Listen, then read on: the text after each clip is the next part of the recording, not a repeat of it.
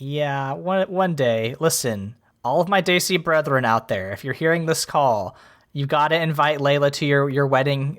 They're a great guest. They're a great dancer. You'll have a cool time. Perhaps you could have your own this crazy moment with Leyla.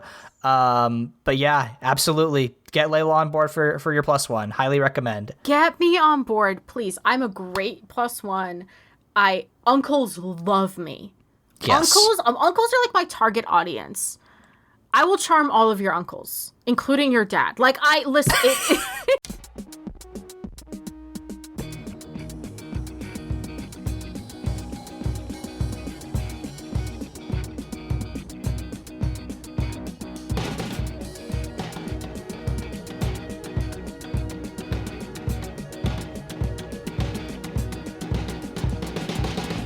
Welcome to Mortified, the Friendship Quest, a podcast where two long-distance friends bounce media recommendations, all in hopes the other will like it. I'm Aaron. And I'm a chair thrown into a champagne fountain. And this week, we learn about friendship, love, and life with the 2013 Bollywood romance movie, Yeh Jawaani Hai Dewaani. Before we take off our glasses and do a sexy holy montage, remember you can help us on Mortified the Legitimacy Quest by subscribing to us on YouTube, iTunes, or Spotify, signing up for our monthly newsletter through the link in our show notes, or following us on Twitter and Tumblr at MortifiedPod. Leyla. Aaron. What do you know about Bollywood? Honestly, less than I feel like I should, considering I watched this movie and had a great fucking time. And I also love musicals, so, like, why am I not into Bollywood? Yeah, I mean, this is the thing, right? So for listeners, I'm half Indian. That's my background. And, like, I also don't have, like, a huge background with Bollywood movies. But, like, I remember when my grandmother would, like, come and visit for me, she would always watch movies like this.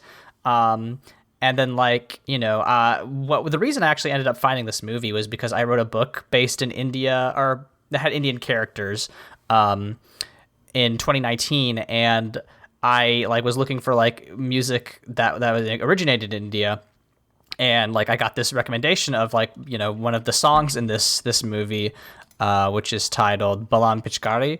And I was like, oh, this song rips. And, like, it's, like, on my YouTube rotation that I'll just, like, play whenever I need a boost.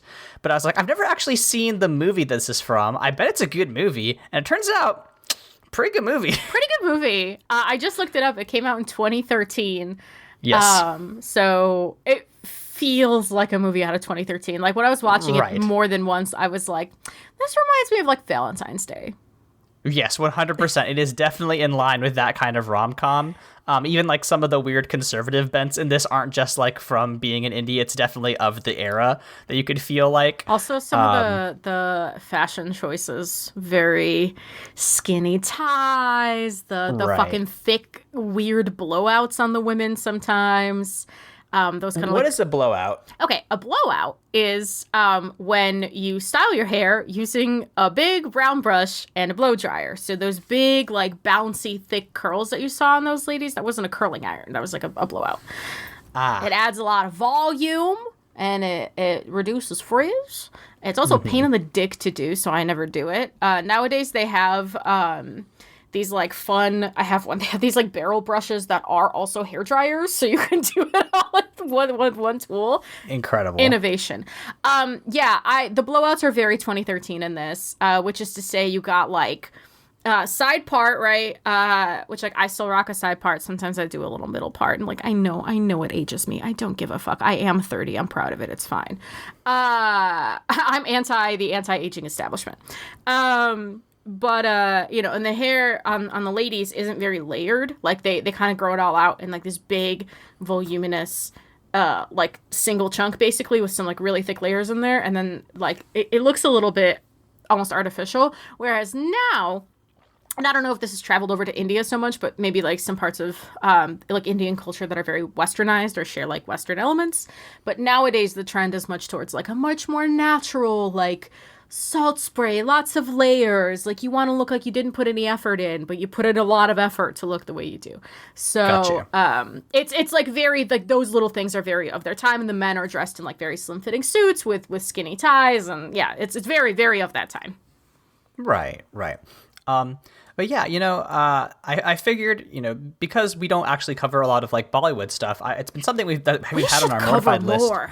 Right, because like it's at the intersection of like wild musical montage and like kind of corny like romance. And like I'm sure all of I'm sure our audience is largely Westerners. Like I've seen like clips from like Indian movies where famously there's a clip of like I think it might be from like from this next Netflix movie, but like where like these dudes are like use a palm tree as a catapult and they like catapult themselves over a wall and they're all in like a little tight shield wall and then they bounce off of the shield wall. It's really good. But like the Indian cinema has a reputation of being a little bit cheesy and corny, but like I think that's the kind of stuff that we at Mortified are getting a lot better at, just being like, oh, they're achieving what they're going for and you got to give it up for that. I mean, we're Fast and Furious fans, you know what I mean? Yes, exactly, right. This is the equivalent of Fast and Furious completely buying into the premise of the movie. And yeah, I mean, I think this is a great time. Do you want to do the plot summary, or shall I? It's completely up to you. I feel like you did Zachary Ying, so I'm going to do this one. So we start with Nina, who is this nerdy medical student who is studying all the time, and she is getting fed up with her boring life. She is working all the time, and she doesn't have any time to have fun. She's very sheltered. She doesn't even have time to put contacts on, so nobody knows she's sexy.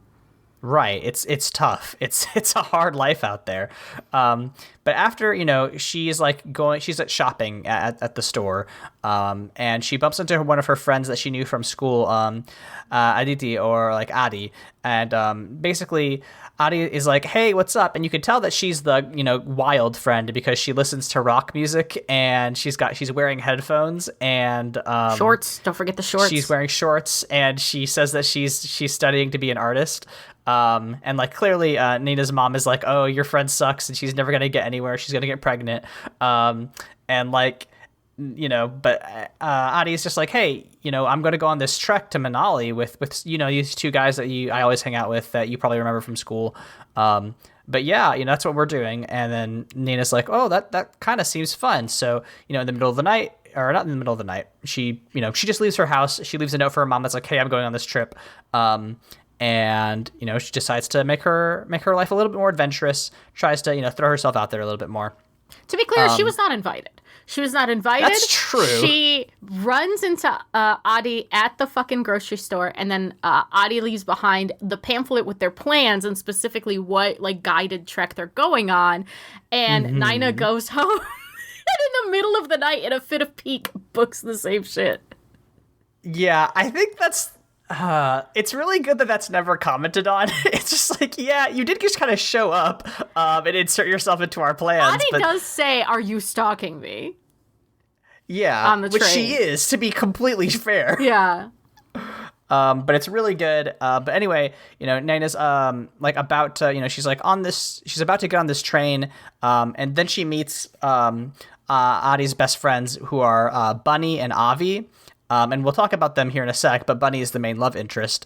And, at first, Nina is like very afraid to, get on the train, but Bunny is like, hey, listen, you gotta come on this adventure with us. And he convinces her to get on the train, and they begin their trek. During this first night on the train, Nina learns a lot about Adi's friends. She learns that Bunny is all about traveling. He's like doesn't really want to settle down. She also learns that Avi is kind of a person who's always gambling. He kind of sucks at it, and he drinks a little bit too much. And the big thing is that Aditi is like very in love with him, but like he can never tell because he's a dumbass. So that's like kind of the main, those are our four main guiding characters, and that's what the movie's, premise is. It follows their progression through life. But like, she meets with them, hangs out with them, sees that they're all kind of like partiers and they're really wild. And like, that's kind of the premise of the movie, right? Yeh Jawaani Hai Dewaani, like roughly translates to this youth is crazy, or this young girl is crazy. Right. So like, that's kind of the story, is like this, Nina is like this, sheltered girl coming of age and being a little bit more, out of her shell. Right. Have you ever... So on the train, they do play Never Have I Ever with, let's not forget Laura, very important character. Oh yeah, Laura, critical character. She's just there to be hot. And I Yes. love that. You gotta respect that. Have you ever played Never Have I Ever and felt incredibly left out because you don't do anything? Because that was a visceral callback to me. I mean, I think I pretty explicitly did play Never Have I Ever, like, on a trip, like, with a bunch of college students that were my peers, but, like, since they were also a bunch of nerds, it wasn't that intense. All my friends were one cool. one dude admitted to never having voted Democrat, and I was like, that's maybe more embarrassing than anything I could admit to not having done, but whatever. Wow. How did that even come up? That's nuts. Yeah, no, self-volunteered, weird group of people. Love some of them to death. Some of them are best friends in the world. But anyway, Wow. what were you saying? No, all my friends were just like cool, and You went to art school though. No. I went to a film college in an engineering school. That's okay. That's true. 1, 2. My friends in high school were very cool, and one of them right now is a nurse with an undercut. She's like a cool nurse. Another one does theater locally. One of them runs an art gallery after having done fashion photography. Friends are cool. The other one does. He's an engineer, but does pottery on the side. Just one of your regular engineer potters. Yeah. No, all my friends from high school are incredibly cool, and I am a goblin homebody. So that scene on the train really did something to me emotionally. I really felt for Nina in that moment. It's tough.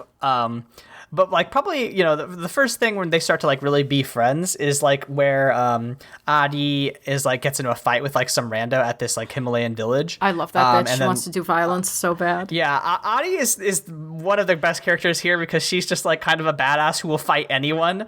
And like this whole thing turns into a brawl with the entire village. It's the 4 of them versus this entire group of locals. At one point, Adi just like gets a big plank of wood and just starts like thwacking dudes with it. And like as they're chasing the dudes around the village, they're like, "Watch out for the girl," which is really funny. But like Nina is able to knock down a ladder or something, which like kind of allows them to escape. It's really sick. Guaranteed kills that fucking dude that was on the ladder. Yeah, no, there's a man on it. Like the subtext of this movie is that Nina's an insane person. She's just a fucking sociopath. But you gotta give it up. She's great. But like, yeah, she that's when they start to bond and become closer. This whole trek kind of reaches its climax literally at the peak of this mountain where she's been having like this weird like flirty but like teasing relationship with Bunny, who's like kind of a dick. To be clear, he's kind of an asshole. He's always like offering to give women children, which like, listen, I don't listen. Is it? I don't endorse the things that Bunny does, but I think he is of a type which is like, the kind of like flirty asshole. He has which an like energy about him, yeah. Right. Yeah. He's not as much of a fuckboy as Avi, but like they're both extremely horny, which like you gotta respect. Yeah, there is a scene where he just like rubs Laura's thigh with a leaf. Yeah, it's just some fern. It literally is just a fern. And when he gets called out by Nina, he goes, "Flirting is good for your health." I was like, is it? Yeah, no, it's really, really good. And like, oh, good. I was gonna say he has the kind of energy that, like in 2013, made women want to fix him with their pussy. Like that's right. That's the vibe. 100% right. But yeah, like there's a bit where Nina, who is very religious, is like praying, and he sees her praying, and he's like, "Oh, could you ask God for a private jet for me, a penthouse in New York, and 2 Spanish girlfriends?" It's like, bro, fuck off. It'd be better if they were twins. Yeah, no, exactly. He's like such a smug jackass, which is like the whole point, right? Like this is the point of, right, you set up your main love interest as kind of a douchebag jerk, and like you pair them with like a sheltered, young woman who has like this is Hallmark shit, right? This is classic Hallmark shit, but like, just in a different context, and it rules, and I think it works really well. It's classic Hallmark shit, and then like my favorite part about it is very much like it falls into that trope of like, oh, he's a bad boy, but like he sees me for who I truly am, and the only reason he doesn't approach me is because I'm too good for him, and like, if you really love something, you gotta let it go. And then if it loves you back, it'll return. Like he literally says to Nina at one point, I can't flirt with girls like you. And it's like, hey, buddy. Girls like you are not for flirting with. They're for love. If I saw this movie in 2013, that line would have changed me chemically. Move over, Edward Cullen. I would have been all over this. Are you joking me? No, it's great. It's very, very, very good. It's great. But like there's this point, they're on the mountain. They're like, they've been having like this competitive relationship. Nina is wanting to always like get to the like be the best. She's a gunner. She's like always wanted to be best in classes. She wants to like be, win all the races as far as like getting to their checkpoints. So like she wants to go up to the top of this like mountain, and she sees Bunny like going up, and she like scares him in the dark, which is very funny. And like they have this like little chat in the snow as they're resting at the top of the mountain, and he admits to her like he's like, this is what I want out of life. I want adventure, madness for each day to be so exciting I can feel the blood rushing in my veins. I want to fly and I want to fall. For me, this mountain is an addiction. Like he, that's kind of his whole character, right? He just wants to like live life to the fullest. Always be traveling, always be experiencing stuff. And like it's really, that's his whole thing. It's like, and Nana's like, oh, okay, I kind of get you now, and it's kind of nice to see that you can actually be sincere, and you get stuff where he's like, you don't smile enough, which is a little bit like, I don't know if you should say that, bro, but like he means very well, and like this is where you start getting, they're like, okay, maybe they have some chemistry after all, and then we get Balam Pichkari, which is just an absolute banger. Oh, absolutely. Fucking bang on. Okay, so I know that usually so I was reading through your notes, and it's very funny because at one point you were excited to talk to me about the cinematography of this flick. I have no comments on the cinematography. I have comments on one other thing. None of these cunts are dressed for a hike. Not a single. It bothered me so much. As somebody who hikes, right? Like I love to hike, and I've been saying for a couple years, I really need to make time for this. I really want to train and like hike the Adirondacks and like, so I'm acutely aware of what it takes to climb even like a small mountain, right? Like you need training, you need to understand what altitude does to your body, you need to hydrate properly, feed yourself properly, make sure you're resting properly, you need to be dressed in like a certain types of attire to prevent yourself, depending on the climate, from like getting too cold, from bugs, from wildlife, blah, blah, blah, blah, blah. None of these bitches were dressed for a hike. Half of them were walking with one hiking pole. What is that doing for you? It's like using a walking stick. What is that doing for you? And Nina the whole time is dressed in athletic leggings and some sort of like sweater dress. Bestie, what is that doing for you? Are you warm? Are you good? Half of them started this trek in street clothes. Lara was wearing denim shorts and a cutoff. Girl, that's Tick City. What's going on? It truly, like, it took me out of the fiction so hard every time. I was like, they're all gonna die. The only one dressed appropriately was Avi. The only one. Listen, they're not here to hike mountains. They're here to look hot and hook up with Germans. That's true. Honestly, that was the one thing where they're like, oh, the Germans threw a party at their tent. I was like, damn, I want to go climb a mountain in India, go party with some Germans. That would rule. It does. Listen, there's like genuinely a bit here where like, Nina is like studying, because she's like, oh, I don't feel like I can go to this party. And, Bunny comes over and he's like, you don't want to come party with us? And she's like, no. And he's like, oh, you're a fucking liar. And she's like, yeah, I guess, I do kind of want to go to that party. And I was like, or because what he says is like, you're dying to go. And And I was kind of like, I feel like I've been in this situation where it's like, I would like to be the kind of person that goes to parties. I don't know that I can get there, but like, I genuinely would like to be like more fun. Like, I know that's a personal issue. And now I can drink alcohol, so it's much easier for me to go to parties, but like... Next time I see you, we should figure out if there's like a meetup or something we can go to and party, because I think we'd have fun if we were together. Yeah, no, I think it'd be sick. Yeah, but... like I do feel like even though this show is like, zero subtext, like I do think it is like working on an emotional level, and like that's why films like these are successful. Wikipedia says this movie was like a cult hit, which is like, I don't know. It doesn't seem like it was a cult hit when it made almost 8 times its budget. Okay, and it couldn't have had a low budget. I'm gonna look up. Do you know off the top of your head how much a crore is? But I can Google it. All right, I'm gonna Google this real quick. Wouldn't it be sick if I knew? I'd be super impressed. So 1 crore is roughly 10 million rupees, or 120,000 US dollars. So the budget for this flick was 400 million INR. I don't know. Yeah. So the budget was about 4.8 mil. That's not low for a flick like this. I mean, that's pretty good. I mean, like a Hallmark movie is probably like 1 or 2, right? With inflation, mind you. Right. So, and then they, just multiply. As a Hallmark movie, there's no way a Hallmark movie 8. breaches $1 million. Are you kidding me? Right, exactly. I guess that's true. They make like one of them every 2 weeks, so yeah.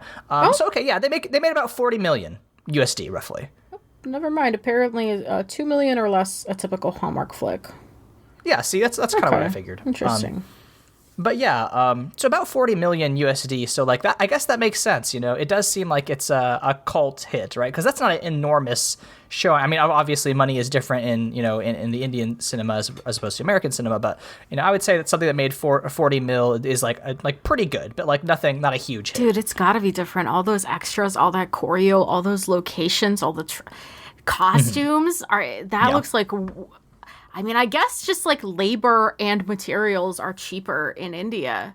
I do wonder though, like how much a movie like that adjusted for cost would. I mean, it's on the level of Crazy Rich Asians. You know what I mean? Like, it's, right. No, this is what was like the budget for Crazy spectacle Rich wise. Asians? Oh, I bet it was pretty significant. Let me look it up. Crazy Rich Asians budget. This is gonna be a nightmare to 30 mil. So I think a film on the level of Yeh Jawaani would cost here $20 million to produce. Right. If you're not shooting like in Singapore, right? Pretty significant. But yeah, so like all of which is to say, this movie was like okay, successful. But like I'm glad that it is still consistent or persisted and like it was able to become, because the reason I think that it started getting popular was because or at least the reason that I found it was because T-Series, which is like I believe the most popular YouTube channel on the site, like owns the music rights to it and stuff. So that's how I found it. So hopefully, I mean, I don't know how we got onto this topic, but anyway, this movie it started with me complaining about hiking and then spiraled out of control. Anyway, they're here to look hot. So anyway, at this point we get my favorite number, which is Balam Pichkari, which like, you should, go to, YouTube and watch this. If you don't watch this movie, you should just watch this like, 6-minute song. But it's like, it's a number that's set, like, I believe it's during a holy celebration, just because of the sheer amount of powder and the fact that they say holy hey at some point.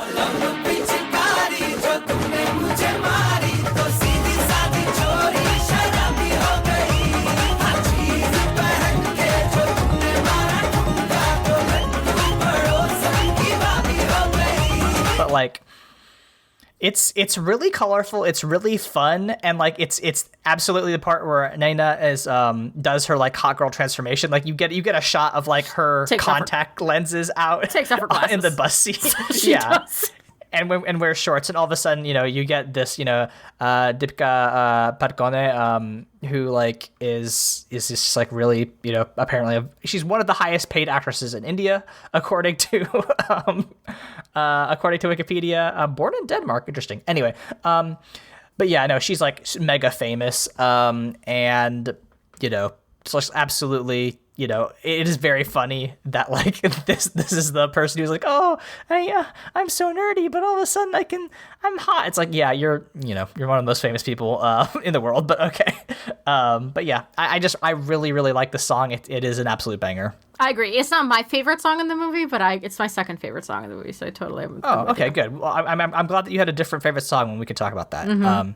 But yeah, anyway, you know, you all should just search Yeh Jawaani Hai Dewaani and like check out some of the music videos because they are just absolute spectacles. If you are, you know, even remotely interested in theater like we are, you will like the shit because it is off the charts. Absolutely. Although, so the other thing I was really thinking about while I was watching this was very much like how different the functions of Bollywood music is in comparison to Western musicals.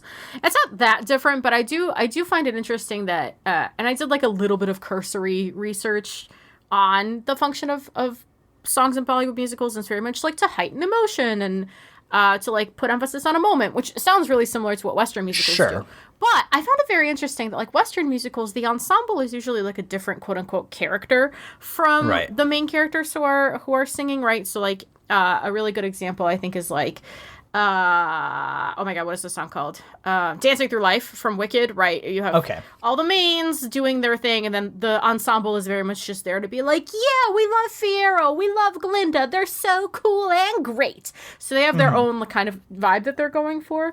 Meanwhile, from what I've seen of this movie and then like a couple other Bollywood songs I've seen, it seems like very much the ensemble cast is like in on the feeling of what the main characters are doing. So it's very much like this very collectivist experience of a moment of like, yeah, we were all here doing our own thing, but now we're here expressing our love with the main character towards this other character. So that's why so much of it like kind of feels like a dance battle sometimes, right? Because it's like all the men are doing this, all the women are doing this, and they're all kind of united in their little message. I thought that was very cool and kind of aligns with I don't know, just like from, again, my very basic understanding, like 10th grade world history, of just a more collectivist, like, ethno-religious practice in that part of the world, right? Of like, people functioning more as like a unit rather than very individualist, like American Western storytelling. So just an interesting thing to observe. I don't even know if I'm all that right. It's just the vibe that I'm getting.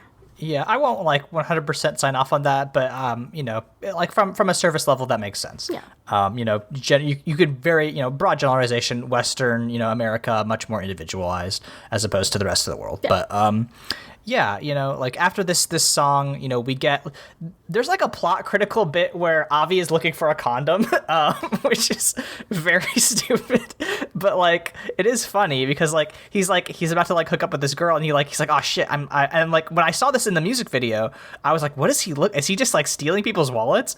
But like no, he's looking for a condom specifically, and he gets one from Bunny's wallet, but he also finds his acceptance letter to Northwestern University in Chicago.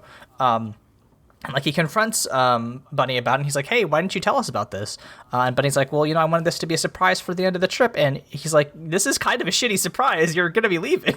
And like, you know, this whole time, Adi has been like watching Avi like kind of hook up with other girls, and she's just like, oh, this guy's never gonna, you know, fall for me. So I think it's probably time we all go our separate ways. And she's like, yeah, Bunny, you should take this opportunity. You know, it's great for you.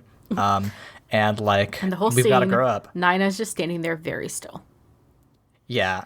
She's just like, because it's like literally right before she confesses her love to him, right? This is the classic, like, before the time skip. You know, we almost could have been something, but, you know, then something happened. But yeah, Naina very just like, oh shit, I forgot that I'm not technically a part of this friend group, and I'm so uncomfortable. She just stands there very, very still, frozen completely. It's probably pixel to pixel match on the face. It's very funny. I mean, I don't know. I like the scene a lot. I thought it was very much like, hey, these are all the kind of character arcs that are culminating in this first act. And it's like, yeah, you know, we all go our separate ways, and you know. Yeah, I love this friendship. Yeah, no, I think the friendship, the three of them specifically, I think is like one of the strongest bits of the movie.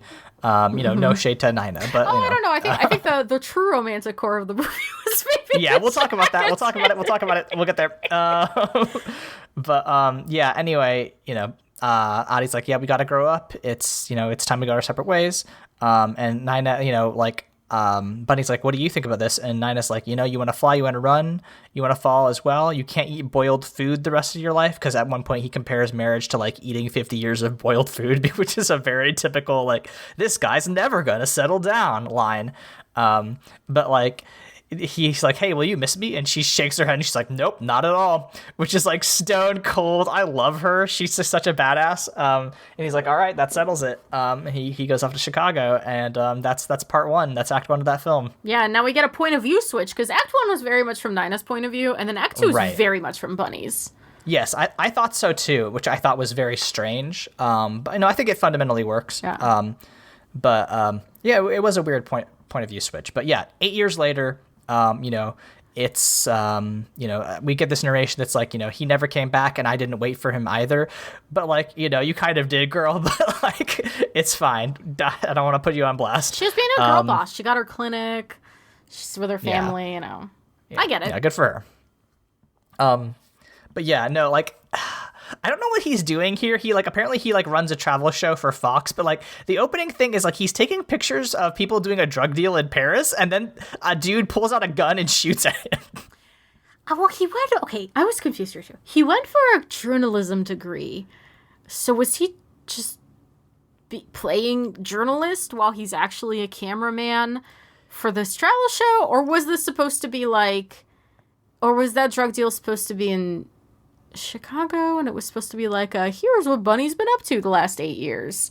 It seemed like this was part of Paris. I don't know. I think, what is his specific? He's a videographer, so I don't know that he's specifically in sound. Maybe that's part of what his job is. But yeah, it was just a wild scene. There's some stuff in here that does not make any sense. Just getting B-roll of a drug deal. Okay. Yeah, that's just what Paris is like. Yeah. And then he gets shot at, and it's wild.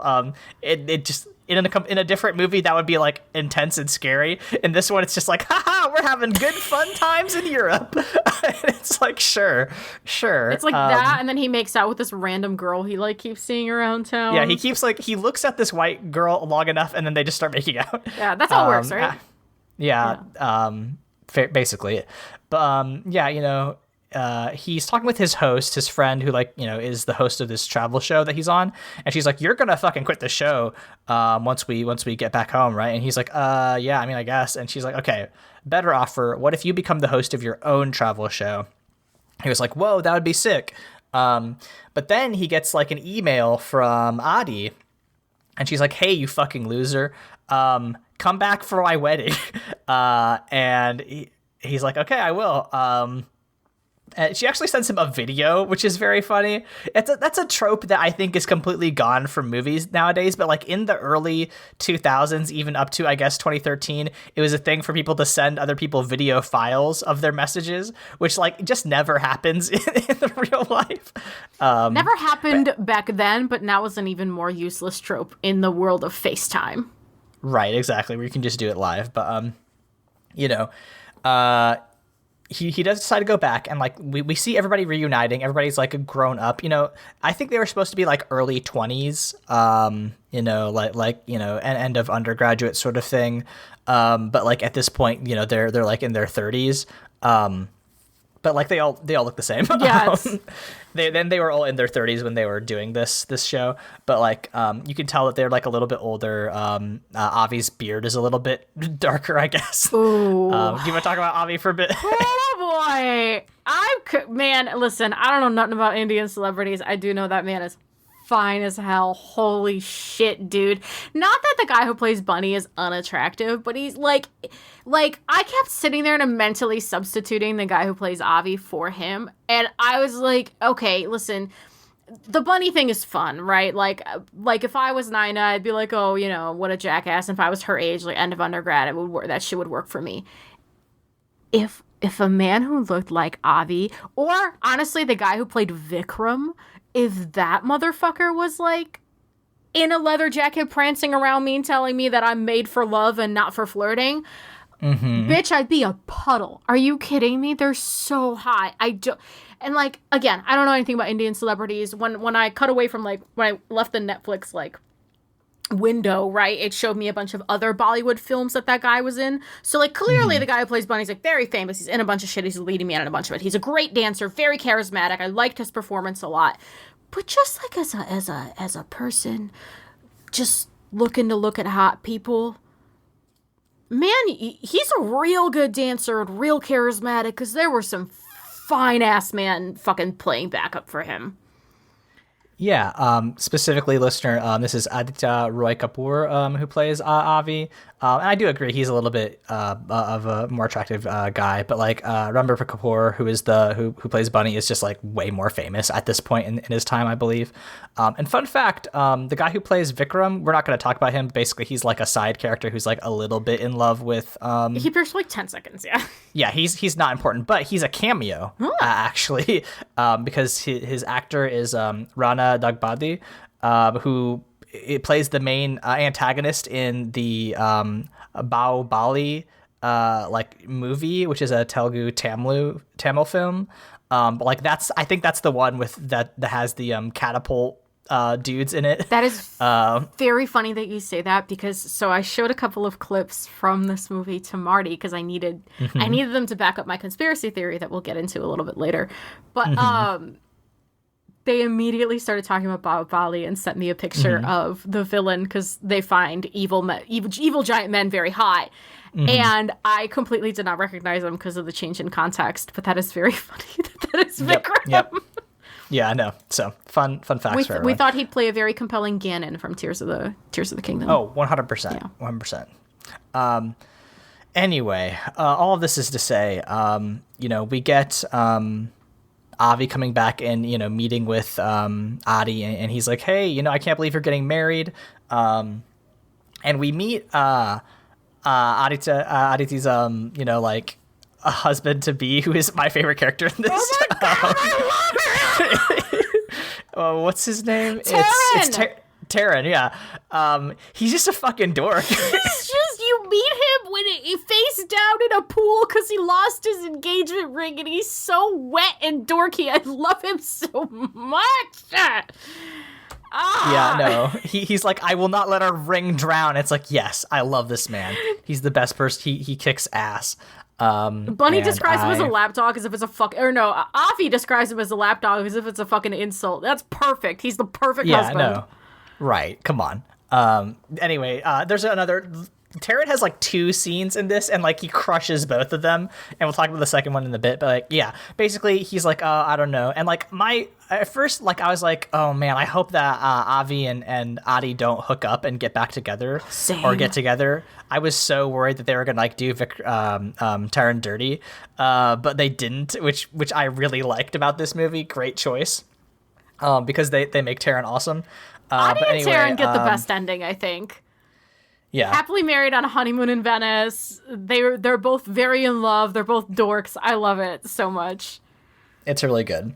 But then like so this wedding takes place over like December 20th to December 25th, which is pretty normal for Indian weddings, multiple days sort of deals. But like on the first day, I think we get, Naina's there, and she's like Adi's, basically similar to a maid of honor sort of deal, but basically she's giving a speech about how she met Taran. And then like all of a sudden, like Bunny takes over it's not on screen, but essentially what happens is that we start getting a voiceover of Bunny introducing himself, and like saxophone music starts playing it, and the lighting scheme in this like reception hall completely changes. It's incredible. This is my favorite song.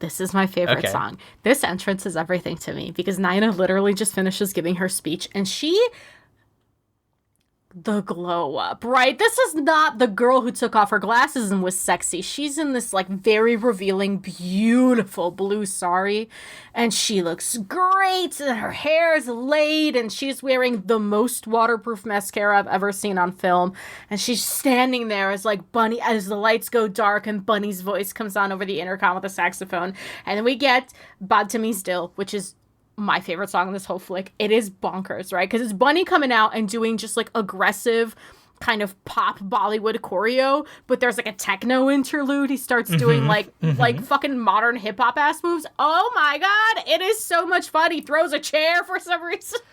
I was like, oh, you can't do that. You can't throw a chair at at a pyramid of champagne glasses, dude. That's so expensive. It's so expensive, but for the sake of a movie, it looks real cool. Yeah, no, it looks fucking great. But, that's a really fun scene. So yeah, I think you're not wrong. That's a solid pick for best song. It's so good. It's great. But anyway, like this is like this is where Bunny gets reintroduced, and he hooks back up with Adi and Avi, and like it's revealed that he hasn't talked to either of them in like 8 years, and Avi in particular takes this like really hard, and like it's at this point it's like, oh, they made it gay, to quote a Leyla-ism. I love these messy bisexual men. Yeah, like the thing is that like Avi's like, hey, we're not friends anymore, like because Buddy's like, you used to say that things never changed between friends. He's like, yeah, dude, we're not friends anymore because you never returned all my calls. I called you every day, dude.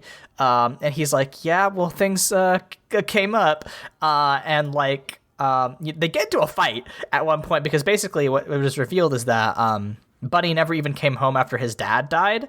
And that's the insult that pushes it too far. And Bunny and Avi have this they have this bro fight.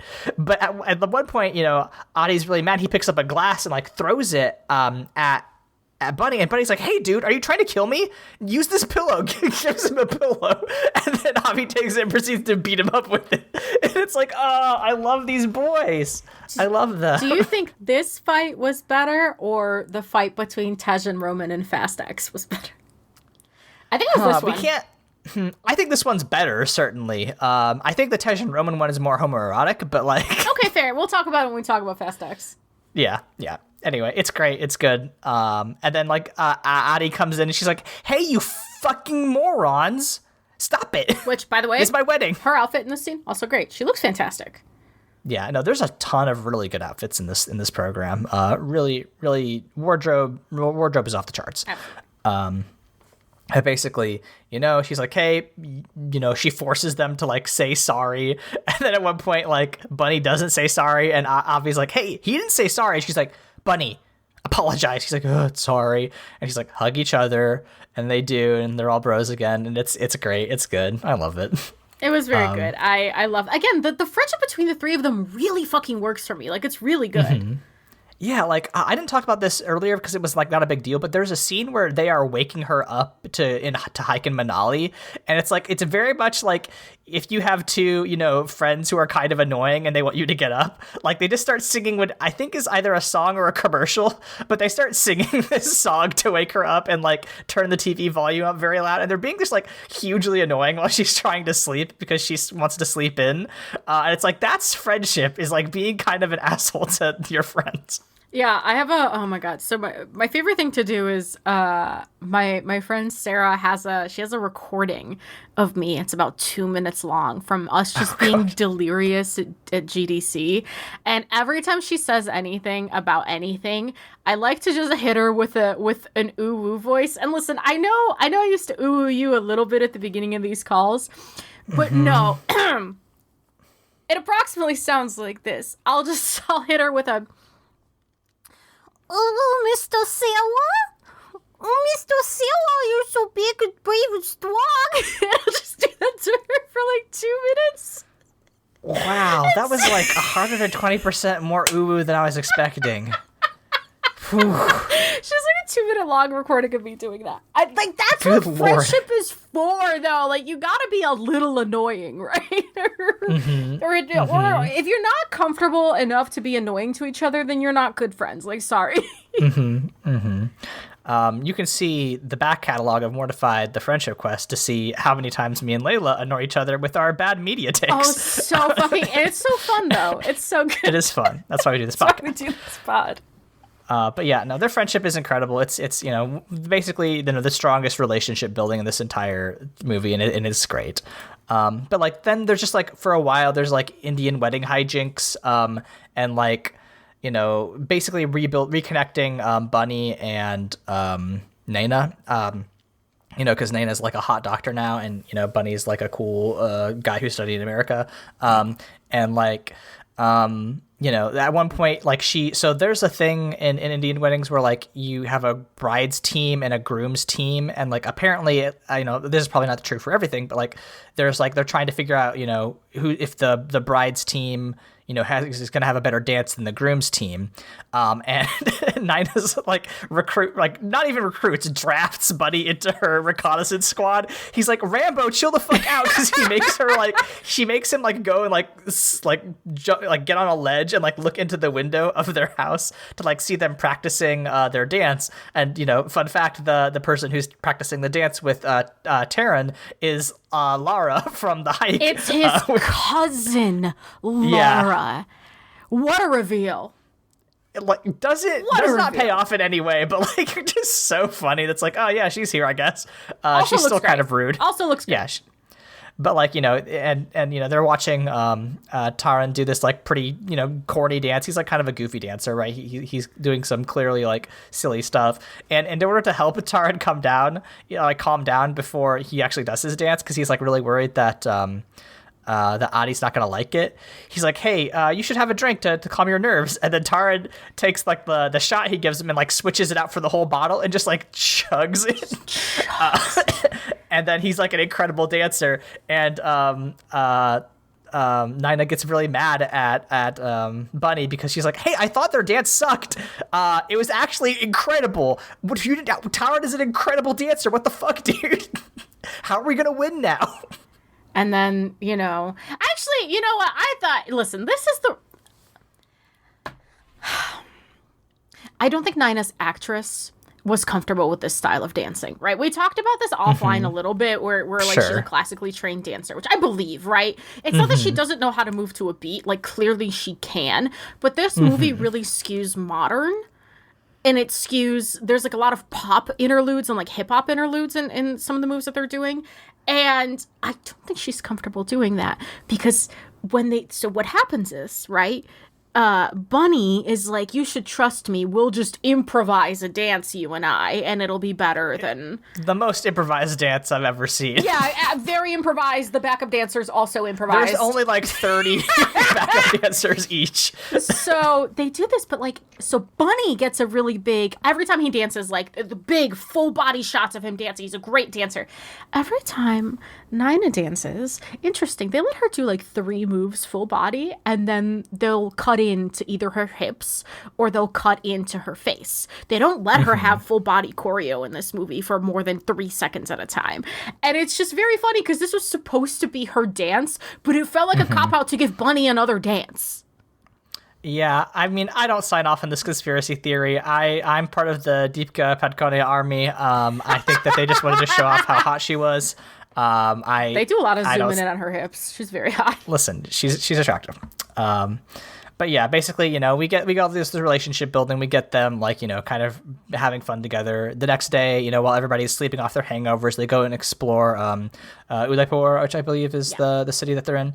But like, basically they have this conversation. And Bunny reveals to Naina that he wants to travel the world and he also wants to be, with her. They have this conversation about, their the what's better to like do to see Phantom of the Opera on Broadway. Shout out! First time in history there isn't an ALW play on Broadway right now. Yeah, amen. Or in the last 40 years, sorry. Yeah, but or to like be at home and experiences the things that are at home in India. But like at one point basically he reveals that like he didn't come home to see his dad because he was like taking a bunch of students on a trip. And like he didn't have cell service, and when he came back, his dad was already buried, so there was no point for him to come back. And like that's like, oh, okay, he wasn't actually just kind of dicking around. But like at this point, there's also a bit after this comes down where Avi is like losing money. He's like betting, and like he still has a gambling issue. He's not doing great at gambling, and what's his name? Bunny like, says, hey, bet some more money on this, and he loses. And then Avi's like, why'd you do that, man? And he uses a euphemism or like a line from Bunny's like travel show. And then Bunny's like, wait, I thought you didn't watch my travel show. And he's like, yeah, dude, your host is hot. I watched all 40 episodes. He was like, oh, you watched every episode of my show, huh? It's like, I mean, come on. I love these messy bisexuals. I don't know what to say. Because, like, okay, there's also we don't know anything about Nina other than the fact she's a hot doctor. Right. That's it. Yes, I think she's unfortunately, very not very well developed as a character. But like everyone else here, like kind of has an interesting backstory and motivations besides just like get married. That's true. But yeah, we're getting close to the end. At one point, it looks like that Nina is like talking to some hot guy, the aforementioned Vikram, and like Bunny gets really jealous about it. They have this fight and they reveal that they love each other. But then Bunny and Nina are like, we both want different things. We can't be together. This is your classic like rock bottom. Characters all go their separate ways. It looks like, they're not going to have their happy ending. And, I would say that this section is, too long. I think this whole movie could be reduced by, 45 minutes and, not news a whole lot. But also, Bollywood movies notoriously long have built-in intermissions. It's part of the medium. But also there's a really great scene here, which I think does justify a lot of it, which is where he goes back to his dad's house and like just kind of like walks through and like has this flashback about his dad mourning his mom when his mom died, and like seeing and like having this conversation with his dad about how his dad like was like, hey, I just want you to be happy and like travel the world, like of course I want you to be here, but like I'm so proud of you for going out and chasing your dream even though it's hard. And like his stepmom comes over and is like, hey, your dad loved you most of all because like you weren't willing to let go on your dream. And like eventually that's what gives him the courage to go to Nina on New Year's Eve and propose to her. And like it's obviously very corny, but also she's like, hey, this ring is fake, and he's like, yeah, I didn't have a whole lot of time to shop. Like will you say yes? And they get together, they call their friends. Adi is like about to go on her honeymoon. Avi is like shutting down his bar that's like about to close because he's not able to run it. And like it's kind of like that's such a weird thing to do, I think, because like that's not what would happen in an American movie. Like they would pool some money together and save the bar. They would fundraise from their loving community. Right, exactly. You and I have seen the Lindsay Lohan Christmas movie. I was going to say, literally, this is the Lindsay Lohan thing, right? From a couple months ago. Yeah. Shout outs, if you like this conversation, go listen to all of our, Christmas episodes. We always watch a weird, bad rom-com that kicks ass. Do not slander Princess Switch in front of me. Princess Switch becomes a heist film at some point, not a rom-com. Therefore, Okay, fair enough. They're different genre. I don't mean I mean, I think when I say bad, I mean like kind of cheesy. I love all of the weird romance movies we've watched. All of this was just to say, like, I kind of like that they let Avi's bar like go down. Like it's like kind of got a bittersweet sting at adding to this film. And that's the end, is like, Adi is going on her honeymoon with her new husband. Avi is losing his bar, and Bunny and Nina are hooking up. And like it's very funny that Adi's like, I knew you two were fucking hooking up behind my back. I can't believe I called it. And like that's very funny.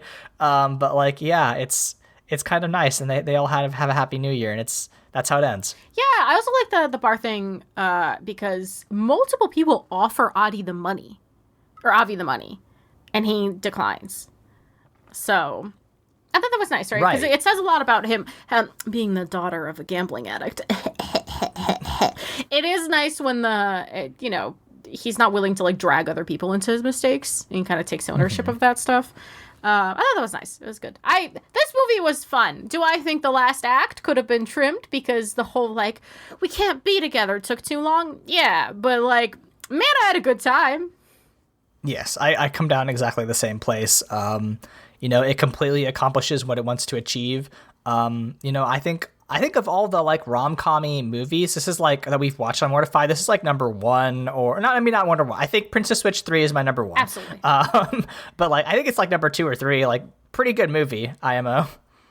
Yeah, hell yeah. Are you kidding me? It's nice to watch something fun, right? Like I feel Right. like you and I. We've seen it all together. We've seen really good movies. And we've seen really, really bad movies directed by James Cameron. And then we've seen, like middle of the road movies we like discussed but didn't have any particular feelings on. And then we have these ones that are just fun. And I love having just a good time. So this was great. Thank you for bringing this to our attention. I think we should definitely watch some more Bollywood movies. Like they're long, but it didn't feel like 3 hours. You know what I mean? Yeah, no, we got to start watching the Bali franchise. I think that'll be interesting. Oh, maybe we can do that after Lord of the Rings. Oh yeah, exactly. Okay. Yeah. All right. Cool. There you go. If we don't watch we'll The put that Hobbit, on the which we're We'll see if Martin, is it Martin Short who plays? No, what's his Martin Freeman. Martin Freeman. We'll see if Martin Freeman hooks us in there with his Hobbit magic. But We'll see if I'm not still traumatized from being obsessed with Sherlock in 2010. God in heaven. Layla, how do we get involved in one of these movies for our marketing minute? How do we sell it to Bollywood? What's the strat? How do we get on one of these fucking sets? Listen, our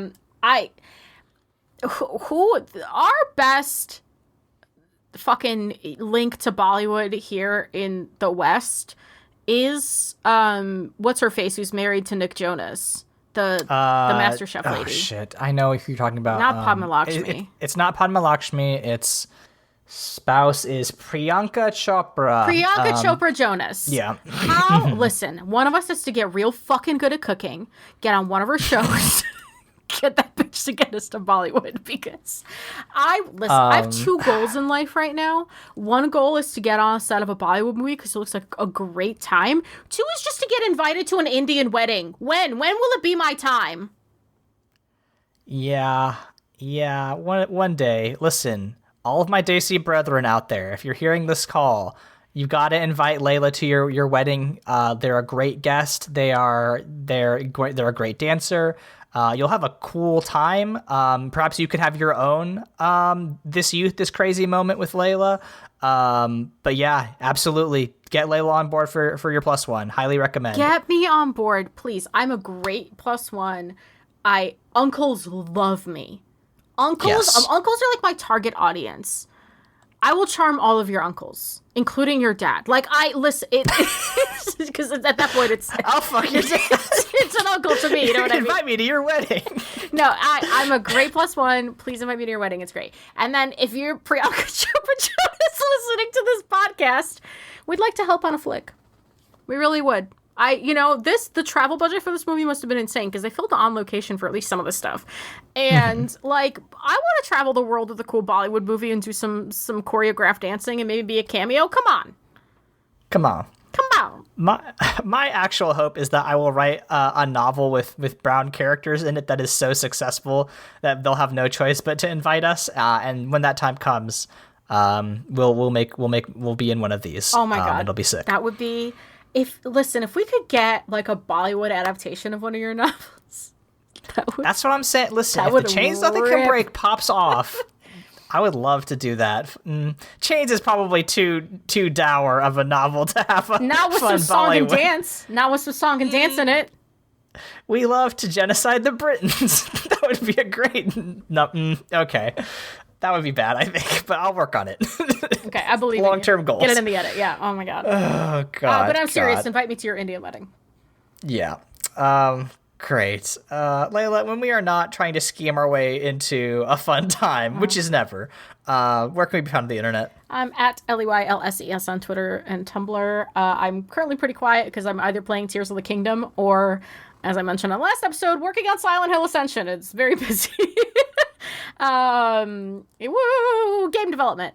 But yeah, I'm hoping to maybe write a little study. I really miss writing nonfiction essays. I'm really hoping to maybe write a little thing about Tears of the Kingdom and Breath of the Wild and just the difference in like target audience between the two of them, because I think there is one, not in demographics so much as in play style. It's just an interesting study to me. So maybe I'll write something up. What about you, Aaron? Yeah, you can find me on Twitter at AaronSXL and my main website at aavoigt.com, where I write about tabletop RPGs, health policy, and the craft of writing.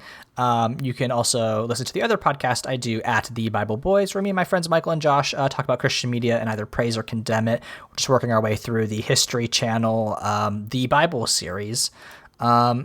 And I also have a YouTube channel if you like the kind of analysis we do here. I analyze tabletop games. That's at aavoigt on YouTube. So check that stuff out. Our theme song is Obsolete by Keshko from the album Filmmakers Reference Kit Volume 2. You can find more of their music at keshko.bandcamp.com. Layla, how should we say goodbye to this movie? Hey, Rambo from First Blood. This is a wedding, not Dancing with the Stars. Great. We'll see you all next time.